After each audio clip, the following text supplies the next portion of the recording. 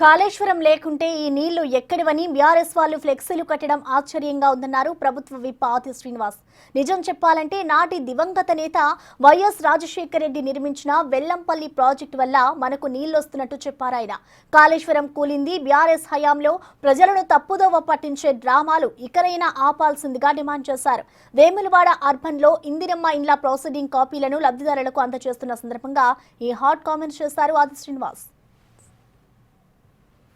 కాళేశ్వరం లేకుంటే నేను చూస్తున్నా పాపం ఏది వాటిని ఏమంటారు ఫ్లెక్సీలు కడుతున్నాడు పాపం.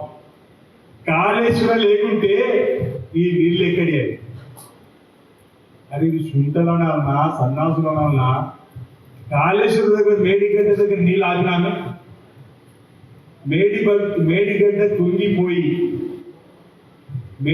కుంగిపోయి అన్నారం సుందిల దగ్గర బుంగలు పడి నీళ్లు మొత్తం పోతున్నాయి.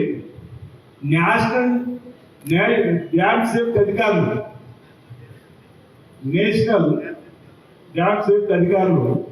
NDSA అసలు ఆ మేడిగడ్డ కుంగిందే బీఆర్ఎస్ గవర్నమెంట్ లా, NDSA అధికారులు వచ్చింది బీఆర్ఎస్ గవర్నమెంట్ లా. ఇక నీళ్ళు ఆపితే ఈ కింది 40 గ్రామాలకు ఇబ్బంది, భద్రాచలం గుడుగుడు ఇబ్బంది. మీరు నీళ్ళు ఆపకుంటే బీఆర్ఎస్ హయాంలోనే గేట్లను తెరిపిస్తే పోయి సముద్రం నీళ్ళు పడ్డాయి. ఇప్పటికి కూడా ఒక్క చుక్క నీరు అక్కడ మనం ఆపుతలేము.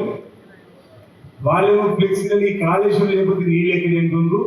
ఆనాటి దివంగత మానేత రాజశేఖర్ కట్టిన ఎల్లంపల్లి ప్రాజెక్టు